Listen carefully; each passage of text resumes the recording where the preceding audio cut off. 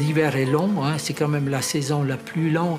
Bien sûr, chaque saison apporte son émerveillement au point de vue paysage, au point de vue lumière, au point de vue observation, au point de vue travail. Les 4 saisons, c'est quelque chose de magique dans cette région ici.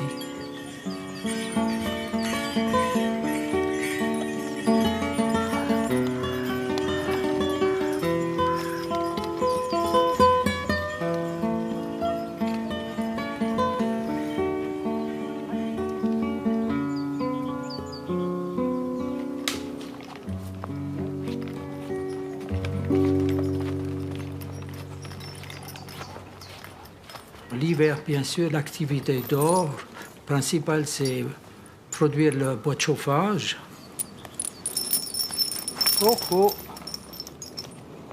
C'est un travail qui prend beaucoup de temps. Allez, Le bois, moi j'ai compté pour moi un peu comme ça, on le prend environ 11 fois dans les mains jusqu'il va atterrir dans le fourneau et nous chauffer l'hiver.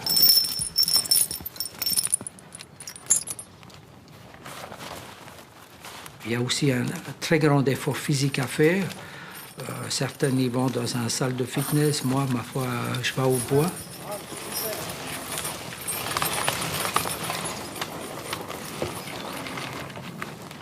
J'ai quand même mes 2 chevaux qui font une partie du travail aussi. Oh, recule, recule. Les travaux très complets comme moi je fais, je ne sais pas si encore beaucoup de personnes en Suisse qui font ça.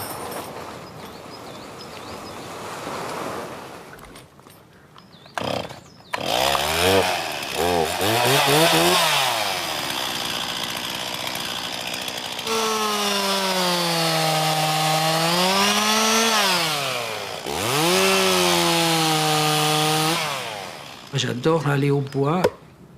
Le moment où la machine arrête, c'est ce silence-là qui nous fait un bien fou.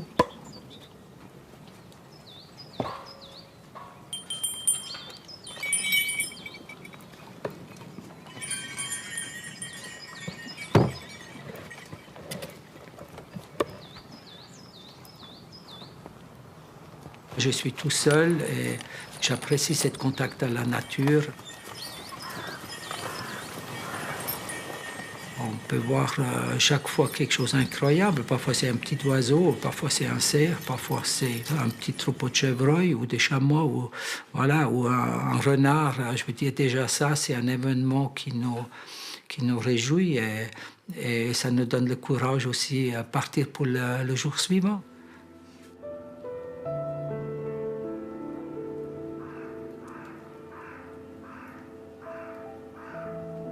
J'ai arrivé à premier, ça c'était 82.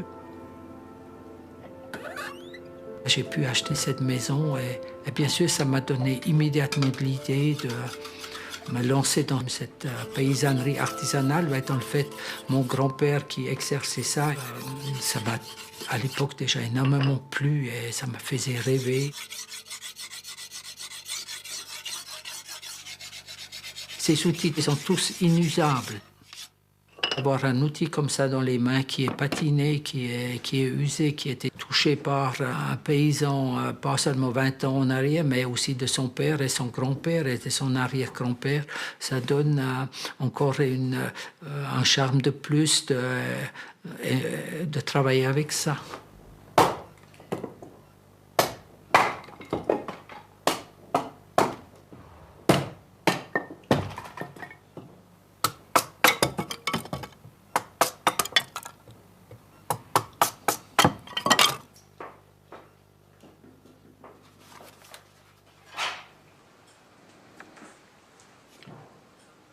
Cette maison a pratiquement pas changé depuis plus que 200 ans.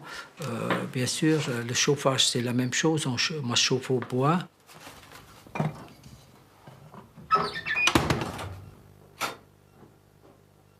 La cave qui est derrière la cuisine, c'est la cave ancienne de la maison. Il est très, très bien conçu. C'est un climat extrêmement favorable pour garder les légumes, les fruits et toute votre nourriture toute l'année, et ça m'évite brancher là un frigo ou quelque chose comme ça.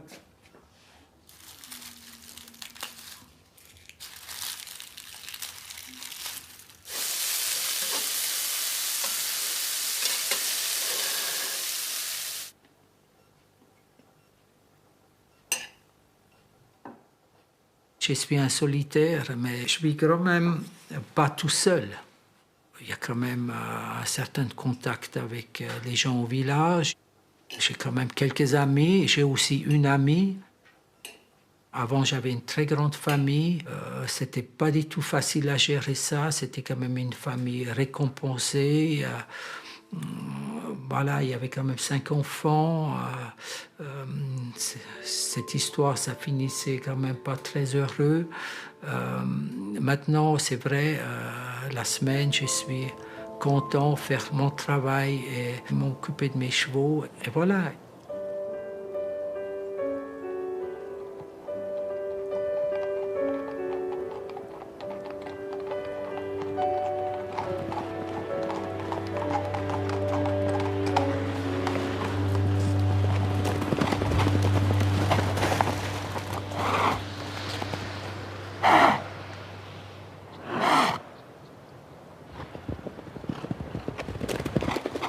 Actuellement, j'ai 2 chevaux, c'est 2 juments Franche-Montagne. Le cheval adore travailler. Pour lui, c'est aussi une forme de plaisir. C'est un spectacle magnifique, voir un cheval qui travaille avec beaucoup de discipline, mais le moment où il a sa liberté, il monte un peu tous ses caprioles et physiquement tout ce qu'il sait faire. C'est un peu un feu d'artifice.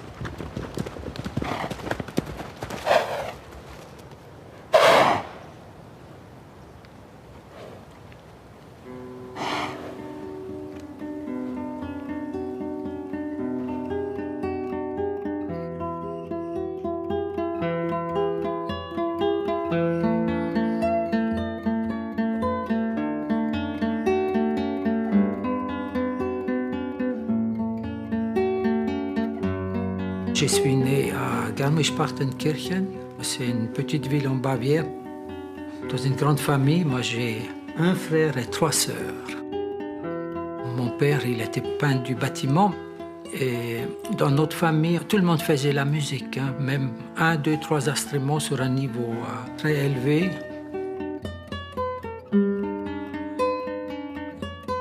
Cette activité-là m'a conduit aussi automatiquement à la lutherie. Dans le fait, les instruments, il fallait les faire aussi réviser. Et à ce moment, j'ai pris contact avec ce métier et j'ai vu cet atelier avec ses outils. Et effectivement, je me dis, ça doit être très chouette fabriquer un instrument. Et ça a ouvert cette voie avec une immense passion pour moi.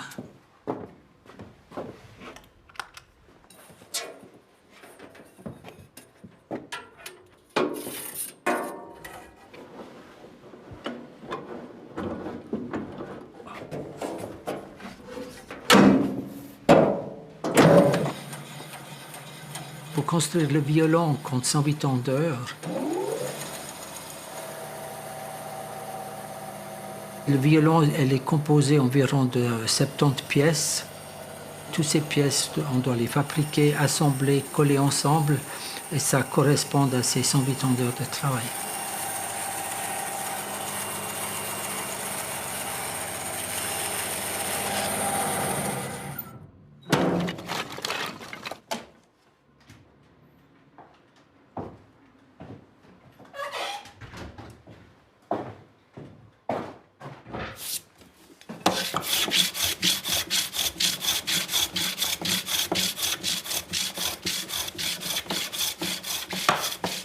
La première étape maintenant dans la construction, c'est élaborer la couronne d'éclisse. Les éclisses, ce sont les côtés de l'instrument. Et pour assembler tout ça, on a posé 6 tasseaux. Le tasseau, c'est des petites cubes en bois qui vont tenir tous ces éclisses ensemble. On va tout ça assembler et coller autour de cette gabarit.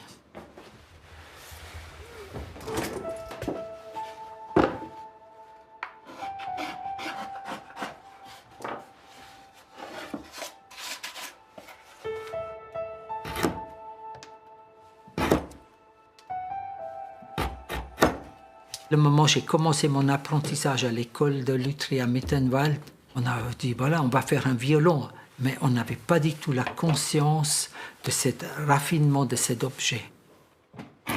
Le moment où on commence et le prof vous dit là, il y a un petit plat, il y a ci, non, là, il y a trop. Tout d'un coup, l'œil qui va s'ouvrir. Ah, mais quel objet, quelle finesse, quelle harmonie là-dedans. Et à ce moment, on rentre après 8-9 heures d'école et on continue à la maison le soir. Déjà durant mon apprentissage, j'ai travaillé pour des autres luthiers, j'ai réparé, j'ai construit des instruments, j'ai gagné ma vie déjà comme ça. Et ça me donnait déjà une routine de travail beaucoup plus importante qu'un autre jeune qui rentrait après l'école et fumait des joints. C'était très à la mode à l'époque, et surtout à l'école de la lutherie.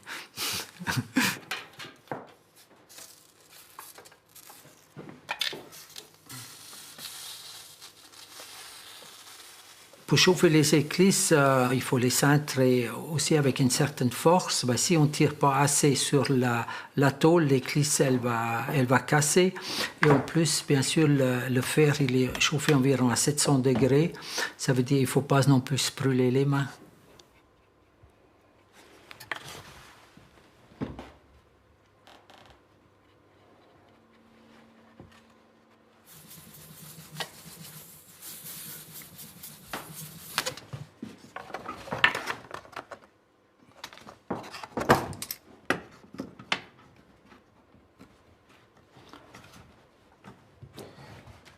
Voilà, c'est bon.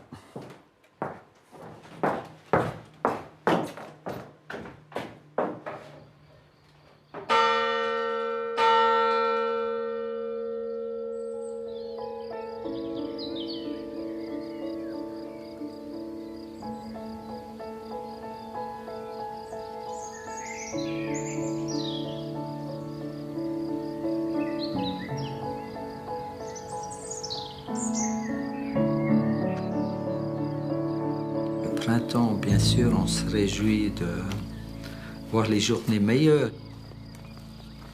La température va monter aussi, les journées sont plus longues. Moi, j'attends avec impatience le changement d'heure. Comme ça, on peut travailler beaucoup plus longtemps le soir.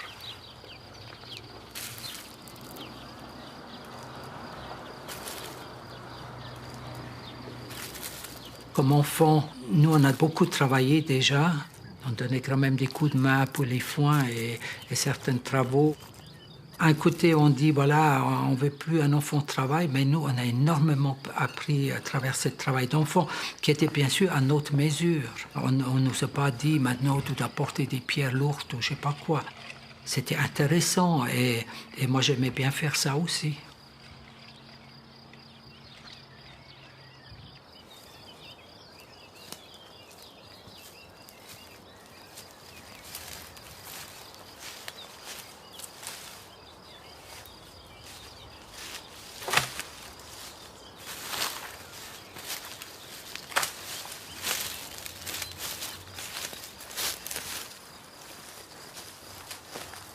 Comme enfant, j'étais très colérique.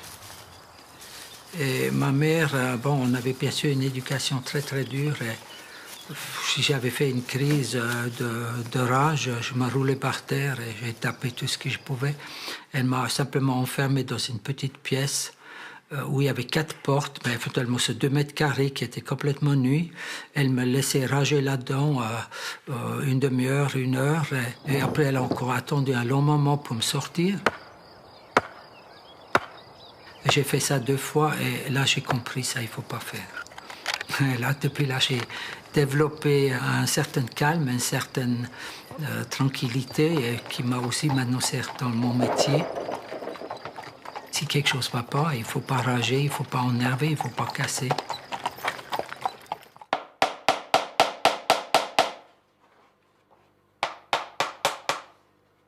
Le moment où on sort le gabarit, c'est pas seulement intéressant, c'est toujours un peu risqué aussi. Si on force trop, ça peut bien sûr casser une éclisse ou même le dos, il peut s'ouvrir.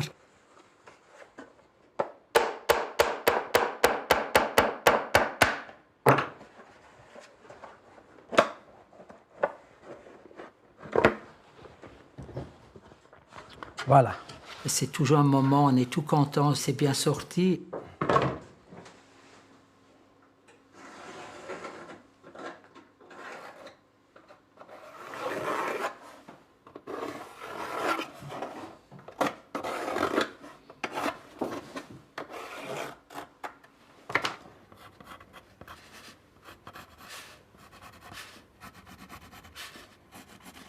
À la fin de l'école, j'ai fini, c'est vendredi et lundi, j'étais déjà à mon place de travail. À 24 ans, je suis venu en Suisse. J'ai trouvé une place chez Musikuk, à Zurich. Et là, j'ai appris beaucoup de choses aussi. Après, je suis allé à Lamont en 1977 et j'ai ouvert mon premier atelier entre Lausanne et Genève. À Mittenwald, j'étais déjà marié avec une femme suisse. Voilà, pour ça, je suis revenu en Suisse.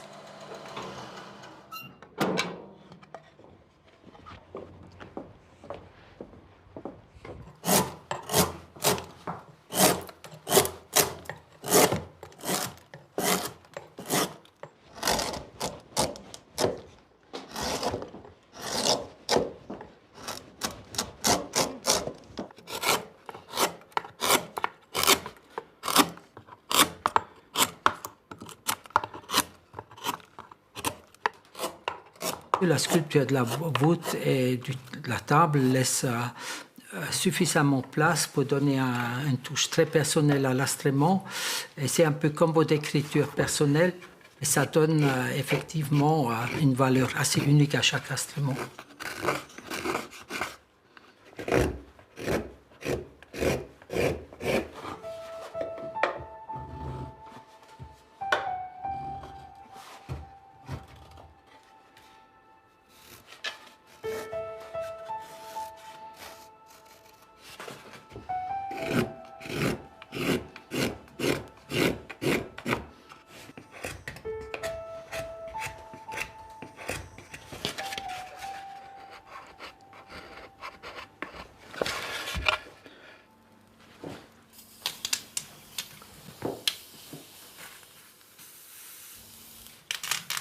Je travaille ici tout seul à l'atelier. Parfois on dit, bon, si on avait une troisième petite main qui pouvait juste tenir une seconde cette pièce, ça faciliterait la vie. Mais je veux dire, j'arrive toujours. Mais effectivement, parfois c'est des moments, il ne faut pas stresser. Dans la lutherie, je garde toujours absolument mon calme et je ne perds pas les nerfs. Je veux dire, sans ça, ça peut mal finir. Hein.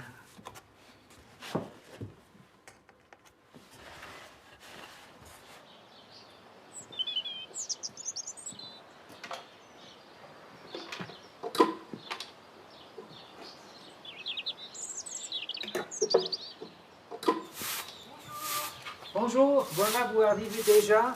Eh oui. Super. Voilà, je vous laisse. Balade. Tu veux sortir les chevaux? Oui, vous pouvez les préparer.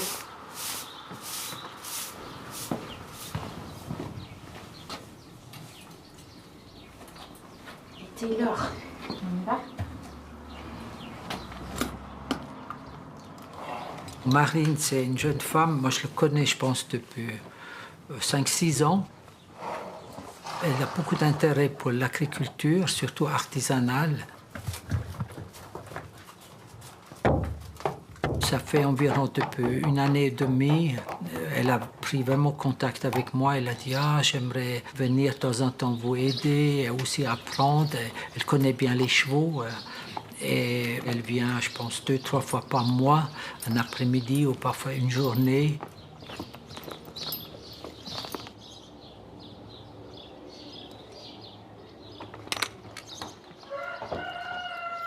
J'ai plus 20 ans, j'ai plus les mêmes bras non plus. Et c'est vrai, une petite aide comme ça de temps en temps, ça me fait beaucoup de plaisir et beaucoup du bien.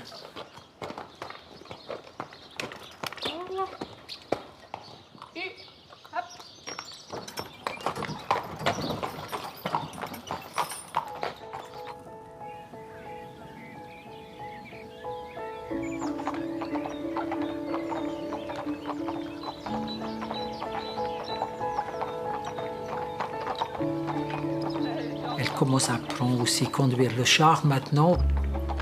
Il faut prendre les virages d'une certaine façon, il faut juger un peu le freinage. C'est pas aussi simple que conduire une voiture. Hein. Et c'est vrai, dans le fait, elle connaît bien les chevaux, et je peux lui donner confiance, et elle commence à bien conduire.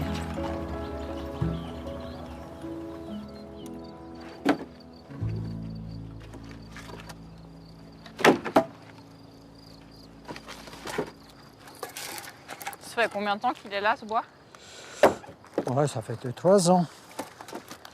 Là, il est vraiment sec. Ouais, il est super sec, ouais. Comme ça, on peut directement rentrer dans la grange. Monsieur Bader, la première impression qu'on a de lui, c'est quelqu'un qui fait beaucoup de choses Mais seul, je pense. à qui on la fait pas. On va pas commencer à l'emberlificoter dans quoi que ce soit. Puis en fait, c'est juste la première façade, c'est parce que c'est quelqu'un de très occupé et qui a déjà, je pense, accueilli beaucoup de gens qui sont venus, qui étaient intéressés et qui finalement n'ont peut-être pas croché. Donc il a un côté peut-être un petit peu méfiant au premier abord, mais après ça passe très vite. C'est quelqu'un qui a énormément de patience en fait. Autant avec ses animaux qu'avec moi, il aime beaucoup transmettre. Et c'est aussi quelque chose d'assez rare. C'est vraiment quelque chose que j'ai besoin dans ma vie, je pense, d'être entourée de gens qui m'inspirent, qui maîtrisent, qui font vraiment de A à Z et qui ont l'amour du travail bien fait et qui ont le respect du vivant. Je suis infirmière de métier et j'aime beaucoup ça, mais j'ai aussi besoin d'être centrée dans quelque chose de plus terrien. Mon père est pêcheur professionnel, a l'amour de son lac, à la vallée, donc on m'a beaucoup transmis ça. Ma mère est bergère de base, donc j'ai aussi grandi dans les alpages, donc j'ai toujours été en contact d'assez près avec le monde agricole.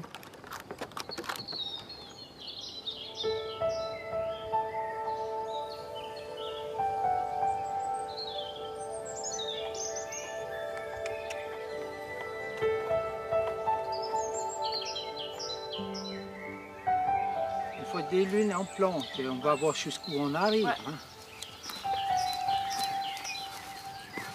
Et je veux dire, moi je reste après quand même un peu près des chevaux avec la charrue pour pas... Aujourd'hui, Marine elle est venue avec un ami. Si on est plusieurs personnes, c'est encore mieux de faire ça. La charrue, il suit avec la roue ici. Okay. Hein? Ça veut dire qu'il ne faut pas les planter là, sans ça la roue va les écraser. On plante ici. Recule un peu. Voilà. Allez, vite.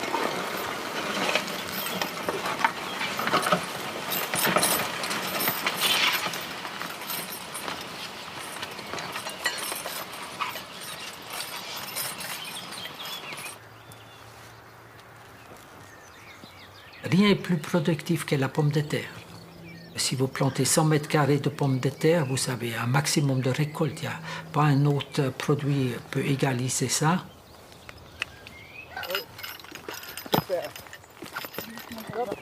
La charrue, c'est déjà dans l'Antiquité. Hein, les Romains, ils labouraient avec la charrue. Le principe, c'est exactement le même. Aujourd'hui, plus de personnes vont fabriquer une charrue pour les chevaux, mais vous pouvez l'utiliser durant des générations et des générations, un outil comme ça. Vous pouvez passer. On est bon. On y va. Allez, vite.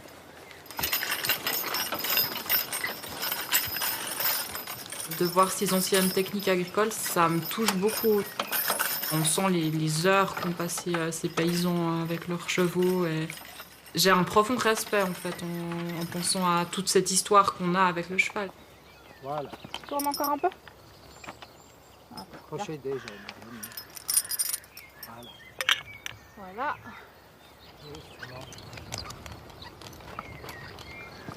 Il me touche énormément. Il y a aussi une fragilité, je trouve, dans cette manière de faire. De vraiment être complètement à fond dans le travail. Ça montre peut-être aussi une sensibilité exacerbée. Toutes des choses qui font qu'on arrive vraiment à se focaliser sur la lumière qui fait à 6 h du matin, à se dire, ben voilà, maintenant j'y vais, je sors de ma maison, il fait peut-être -10, mais en fait c'est beau. J'ai besoin de ces gens pour avancer, parce que peut-être je me reconnais aussi un peu là-dedans.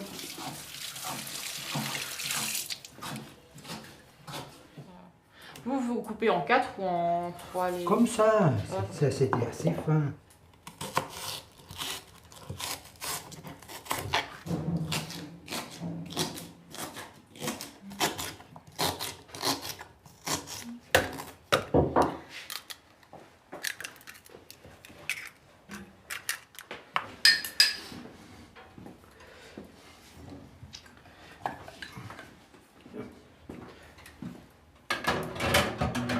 Voilà. Hop, on ferme. Voilà.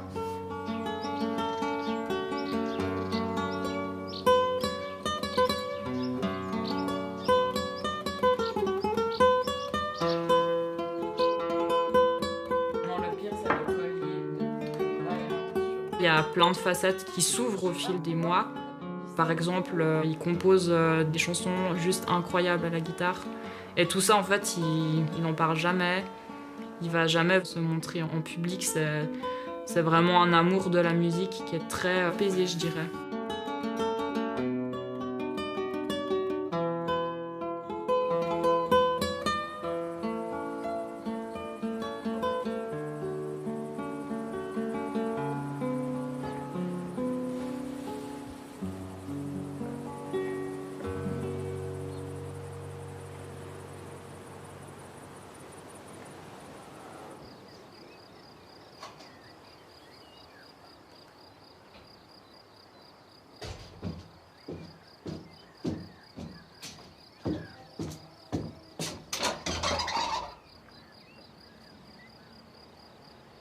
Je commence l'hiver à 6 h du matin, l'été bien sûr à 5 h du matin.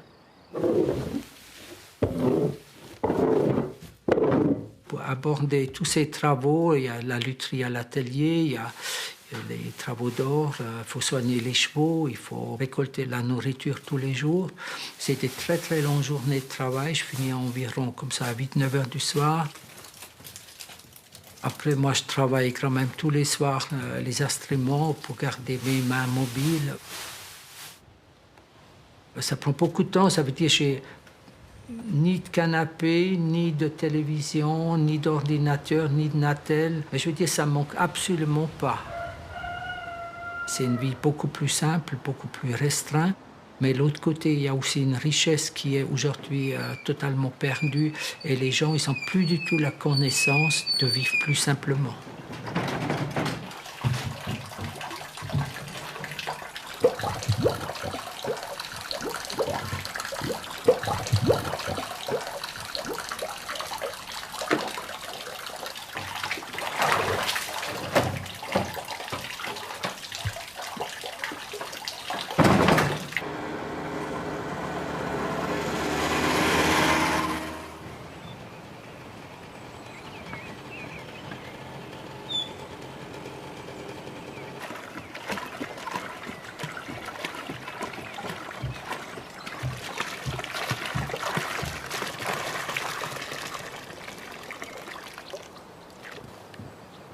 Si on travaille avec le cheval, moi je trouve qu'on est le plus proche de la nature.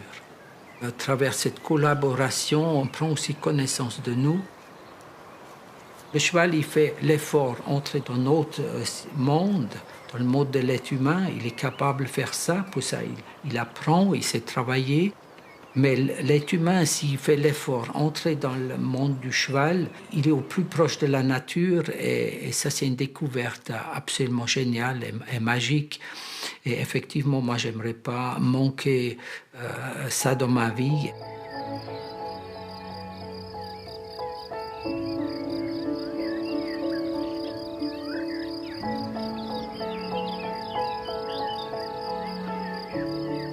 La nature, l'été, elle est dans toute sa beauté. La plupart des gens, l'été, ils rêvent des vacances et traîner à la plage. Moi, je rêve de travailler encore plus. Les journées, c'est plus long et ça, c'est le plus grand plaisir pour moi. C'est ça l'été pour moi.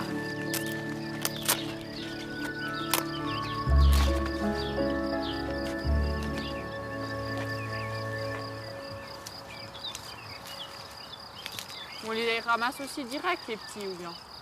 Tout. Ouais.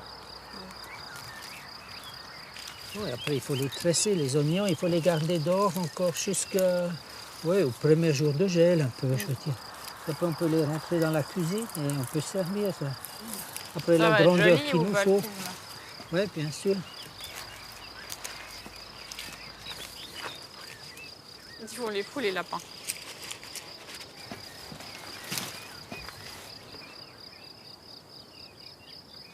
Bon, après, il faudrait faire un peu les... Ben, si vous faites le dîner, vous pouvez prendre un peu des haricots, là. Ben, ouais. Je veux dire, moi, je ne vais pas tous les garder. On pourrait faire une salade de haricots. Oui, ça, c'est une bonne idée. Vous allez en avoir assez, quand même. Ah oui, oh là là. Et je garde un peu pour la graine. Je sais pas encore ce que je vais leur faire à manger, en fait.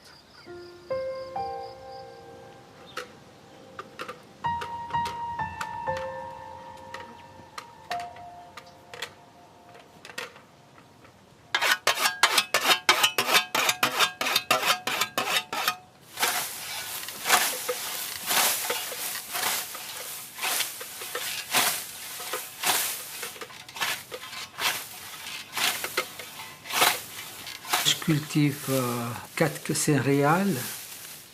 C'est le seigle, l'avoine, l'orge et le blé. Avec ces 4 céréales, je les mélange, je fabrique mon farine et avec ça, après, je façonne les pains.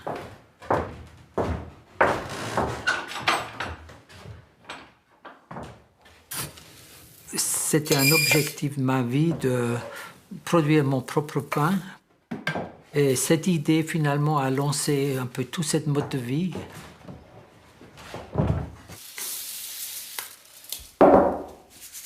C'est quand même plusieurs années pour mettre ça en place.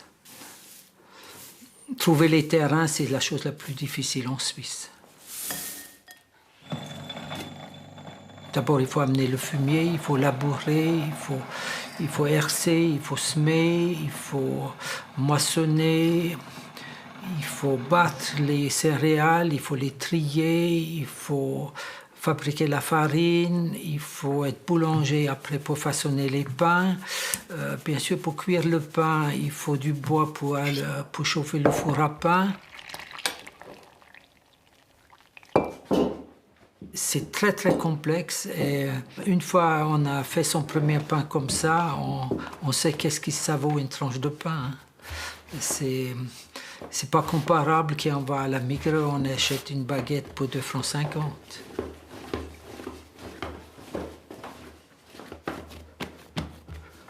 C'était une réalité beaucoup plus dure qu'un rêve. Moi c'est égal, mais mes enfants c'est autre chose.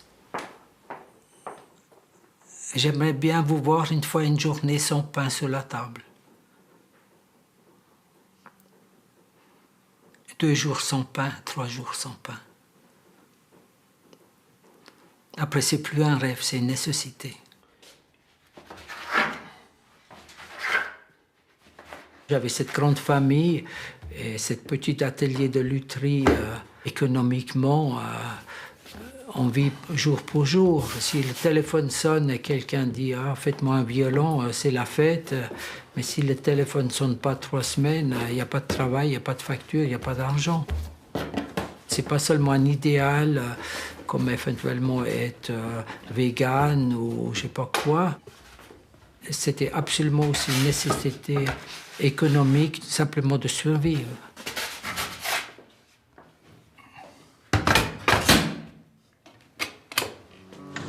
Oh là là, c'est bon.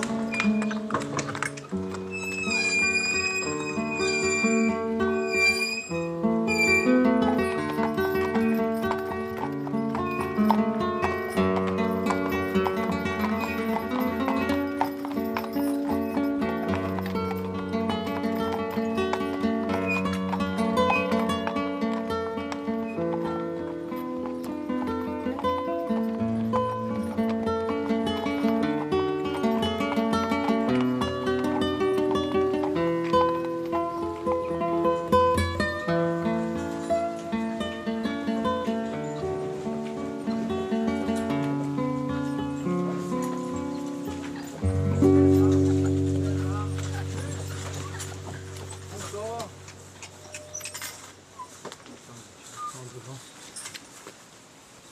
Voilà, bien. Là.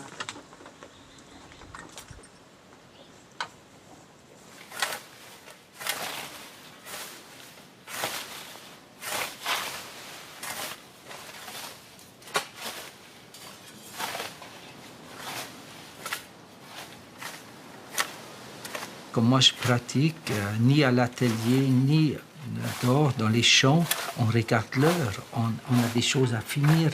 On ne va pas dire « Ah, mais c'est bientôt 5 heures, quand je peux laisser tomber cette fourche ou cet outil ?»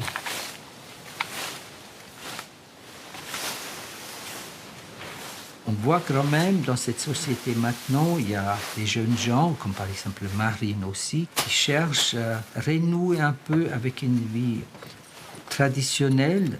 Un côté, bien sûr, il est beaucoup plus laboureux, mais qui nous relie à une vie, on a les pieds sur terre et on sait qu'est-ce qu'on fait.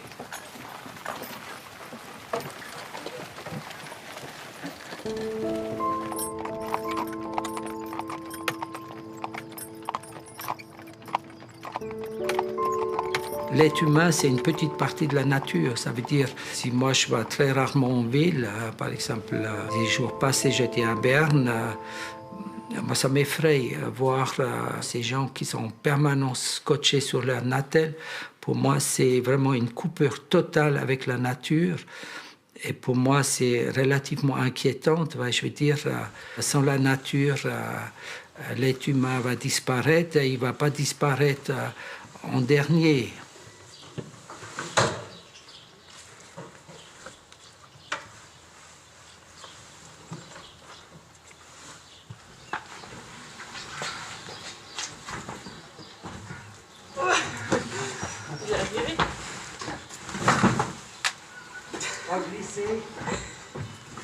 Super.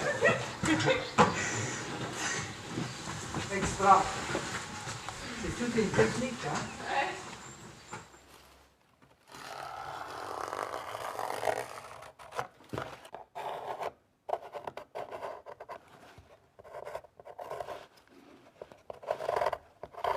Je travaille quand même après les modèles anciens. Cet alto, c'est un modèle d'Andreas Amati. C'est vraiment la lutherie du début du XVIe siècle. C'est un peu le premier grand luthier de Cremone, en Italie du Nord. Bien sûr, on s'inspire de ça, mais après des longues années, il y a quand même aussi une forme de routine et on a besoin de moi commencer à mesurer. La beauté de la lutherie, elle n'est pas mesurable. Vous ne pouvez pas dire on est au 10e millimètre près, c'est un beau violon.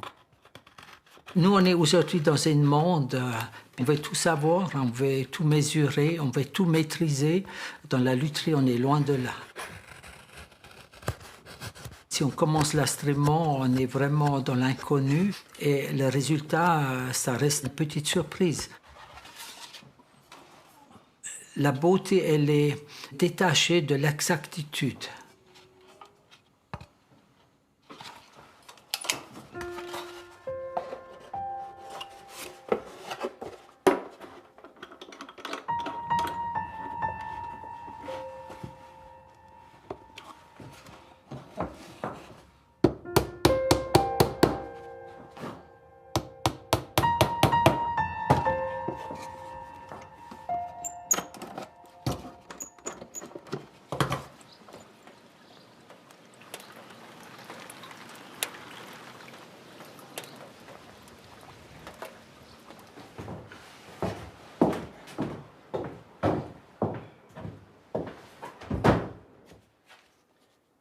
La volute, c'est une finition classique du manche.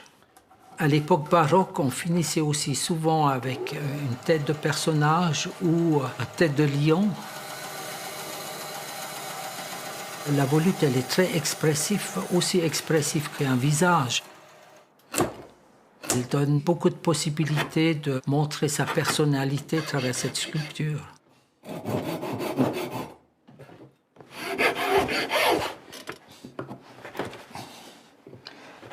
J'ai pas de modèle physique, mais j'ai un modèle dans ma tête et ça fait quand même maintenant pratiquement 50 ans que je fais ça.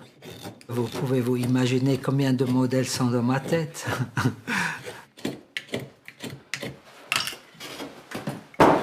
Voilà.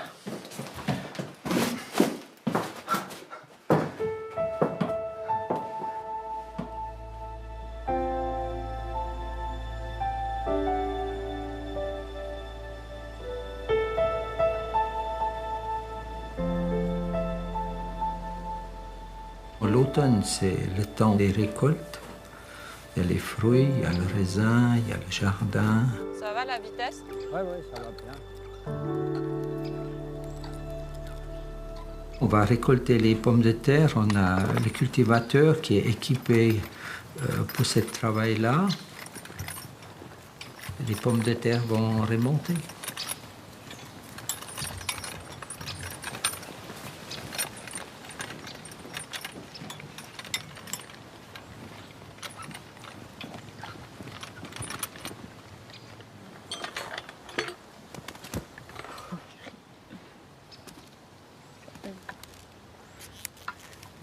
Quand j'ai les mains dans la terre, c'est un peu magique. La terre, elle est vivante et puis il suffit de planter une pomme de terre et il y a après un plant avec une vingtaine de patates, une dizaine de patates qui est là.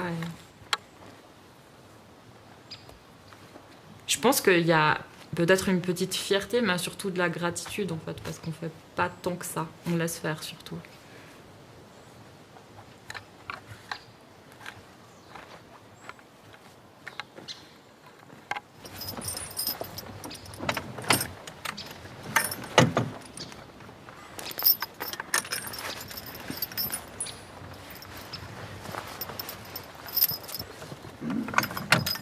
Recule.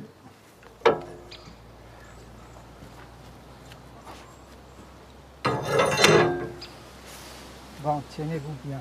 Ouais.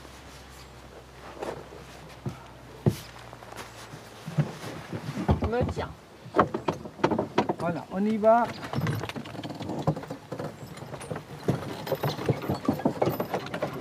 J'ai senti déjà comme petit enfant, les choses les plus essentielles dans cette mode de vie, c'était cette possibilité de liberté. C'est ça le moteur. C'est pas pour moi l'écologie ou faire quelque chose à l'ancienne. Je veux dire, si vous vivez comme ça, vous avez une incroyable liberté, mais c'est pas une liberté, on fait n'importe quoi, on sait la journée qu'est-ce qu'on doit le faire et on le fait. Mais un côté, on l'a choisi. Je veux dire, pas choisir jour pour jour, mais choisir une fois pour cette mode de vie.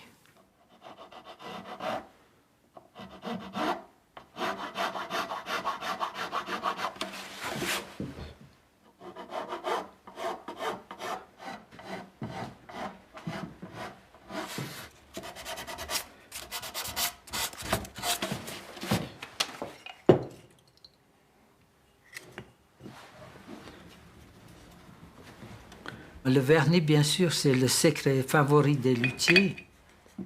Aujourd'hui, chaque luthier essaye de s'approcher au plus à ces vernis anciennes qui sont spectaculaires, qui sont magnifiques. Élaborer son vernis, c'est un travail, on peut dire, toute une vie. Et une fois on a au moins un beau vernis, on ne va pas dire à l'autre qu'est-ce qu'on a mis dedans. Ça permet à chaque luthier de donner un peu son meilleur là-dedans et on a une grande variété d'expressions de vernis et ça enrichit quand même un peu le métier maintenant aussi.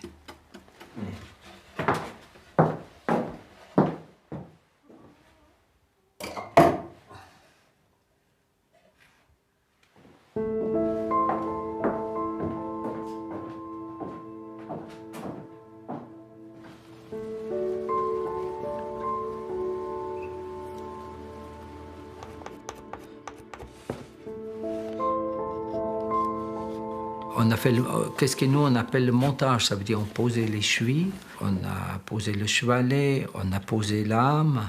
Cette petite cylindre en épicéa qui relie la table et le dos à un certain endroit. Voilà. C'est une pièce assez magique. Déjà les premiers instruments à cordes, Ils ont découvert, le moment où on relie la table et le dos avec cette petite pièce, ça donne une toute autre sonorité à l'instrument que si cette pièce monte. Pour ça, il a ce nom aussi, l'âme du violon, c'est vraiment quelque chose d'essentiel à cet instrument, même si c'est une pièce très modeste. Hein. Parfois, les gens ils croient que c'est quelque chose de compliqué, mais qu'est-ce qui est compliqué? C'est l'âme de l'être humain, mais pas l'âme du violon. Hein.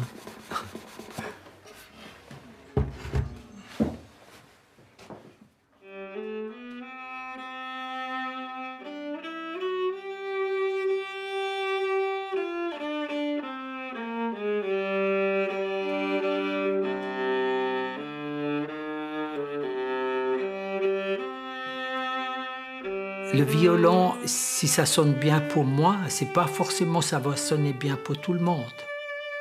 Vous pouvez avoir un client, il va essayer un violon, il va dire « Ah, cette corde de sol, non, c'est un peu trop sombre, non, c'est pas équilibré, voilà. » Et un autre client, il va dire « Mais cette corde de sol, mais c'est magnifique. »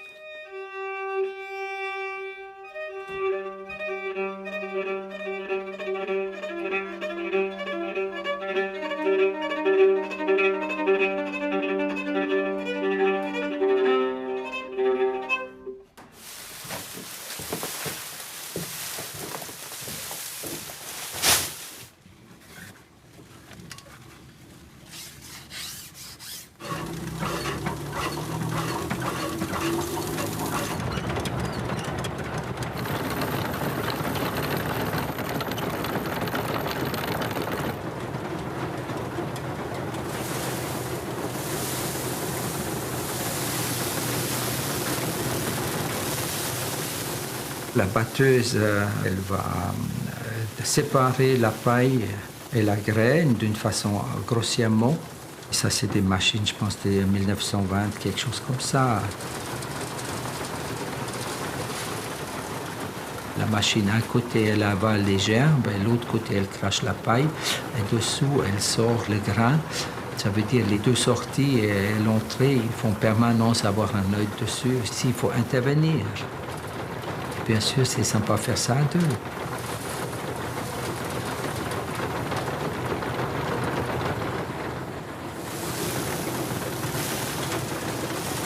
On ressent sans parler un peu où il faut être, comment il faut se placer. Et puis là, c'est la deuxième fois qu'on fait ça ensemble. Et je pense que le fait que ça fait bientôt 2 ans que je travaille avec lui, il y a aussi plein de choses où il n'y a plus besoin forcément de discuter.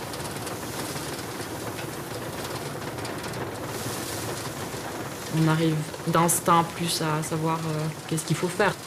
Et ça se fait tout seul. Et ensuite, c'est vrai qu'avec le temps, quand on travaille pendant 1 heure sur un même geste, c'est comme une musique qui se met en place.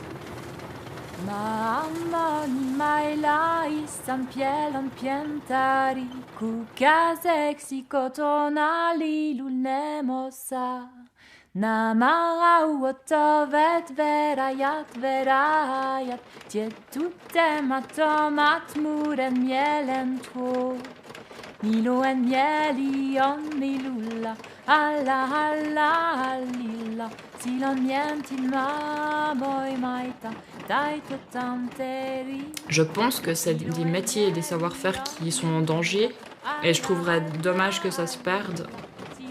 J'aimerais penser que je vais peut-être rencontrer quelqu'un qui puisse m'accompagner là-dedans et on verra. Moi, je suis assez conscient, après moi, cette histoire, c'est plus ou moins fini. Ça ne me rend pas triste, effectivement, la roue qui tourne. On ne peut pas revenir sur nos pas, on ne peut pas vivre dans cette nostalgie. Moi, je vis. Il faut être dans la réalité. Mais je veux dire, bien sûr, si Marine peut trouver plus tard un mode de vie qui permette de continuer ça, bien sûr, ça me fait plaisir. Mais c'est très, très difficile de mettre ça en place. Humainement, j'ai énormément de plaisir à faire ça avec elle. Mais moi, je n'ai pas l'idée transmettre ça pour plus tard, dans 50, 100 ans, 200 ans, c'est de savoir-faire, c'est encore là. Ça, moi, j'ai pas ça derrière ma tête.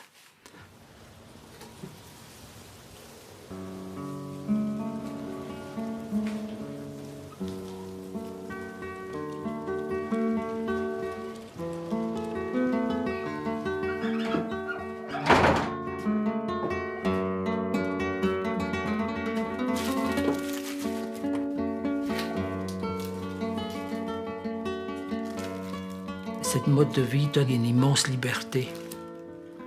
Et si on a une difficulté, on a la capacité de le résoudre tout seul.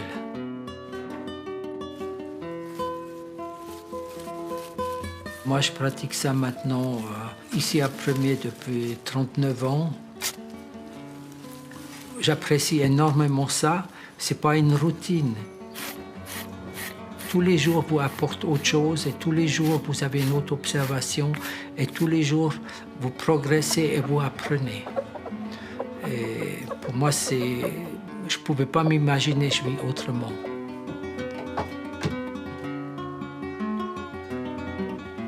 Et j'ai toujours dit, si je sors de la maison, je sors avec les deux pieds en avant.